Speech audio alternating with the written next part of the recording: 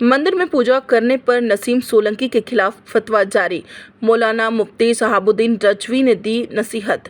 कानपुर में यूपी की 9 सीटों पर इसी महीने की 13 तारीख को उपचुनाव होने के लिए मतदान है। सभी प्रत्याशी चुनाव प्रचार में जुटे हुए हैं। कानपुर की सीमामऊ सीट से सपा प्रत्याशी नसीम सोलंकी भी चुनाव प्रचार कर रहे हैं।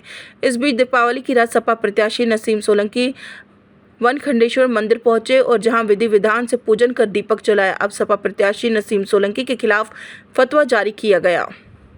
ऑल इंडिया मुस्लिम जमात के राष्ट्रीय अध्यक्ष मौलाना मुफ्ती शहाबुद्दीन रजवी ने नसीम सोलंकी के खिलाफ फतवा जारी कर दिया गया है। उन्होंने कहा कि नसीम सोलंकी ने जो किया उसकी शरीयत इजाज़त नहीं देता है। उन्हें माफ़ी के लिए तौबा करके कलमा पढ़ना होगा। मौलाना मुफ्ती शहाबुद्दीन रजवी बरेवली ने नसीम सोलंकी को नसीहत देते हुए कहा कि मुसलमान होने की वजह से शरीयत कानून उन पर लागू होता है, उन कानूनों को उनको भी अपनाना होगा। इस्लाम में मूर्ति पूजा करना हराम है। यही नहीं, शहाबुद्दीन बरेलवी ने कहा कि अगर मुस्लिम महिला जानबूझकर पूजा अर्चना जलाभिषेक करती है तो शरीयत में उसके लिए सख्त हुक्म है।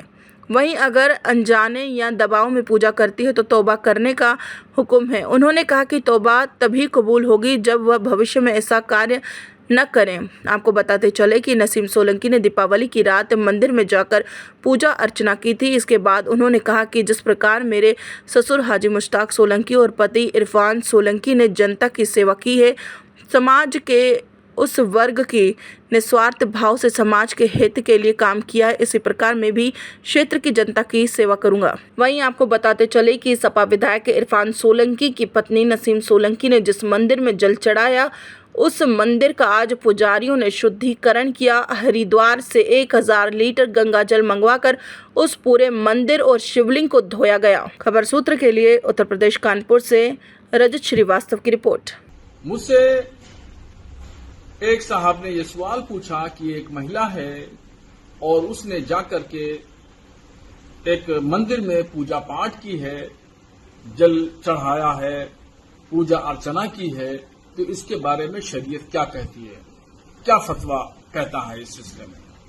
तो शरीयत इस्लामिया का नजरिया है ला इलाहा इल्लल्लाह मुहम्मदुर रसूलुल्लाह, नहीं है कोई माबूद सिवाय अल्लाह तबारक व तआला के, यानी पूजने के लायक सिर्फ खुदा है। और मोहम्मद रसूलुल्लाह सल्लल्लाहु अलैहि वसल्लम अल्लाह के आखिरी नबी और रसूल हैं। इस्लाम में मूर्ति पूजा हराम है। कोई भी शख्स, महिला हो या पुरुष, अगर वो अपनी मर्जी से, राजी खुशी से वो पूजा अर्चना करती है, जल अभिषेक करती है, जल चढ़ाती है, तो उस पर जो है वो जानबूझ के अगर करती है तो उस पर सख्त हुक्म है। और अगर वो अनजाने में करती है, उसको जानकारी नहीं है और किसी के जबर और दबाव में करती है, तो उस पर सिर्फ तौबा का हुक्म है। तो जिस महिला ने भी अगर अनजाने में किया है तो वो शरीयत की नजर में वो मुजरिम है और वो शरीयत की गिरफ्त में है।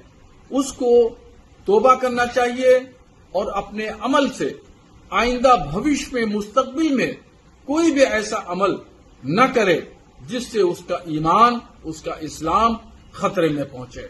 इसलिए जिस महिला ने भी ऐसा अमल किया है उसको चाहिए कि वो तौबा करे, तजदीद ईमान करे, यानी दोबारा कलमा पढ़े और भविष्य में कोई ऐसा अमल न करे जो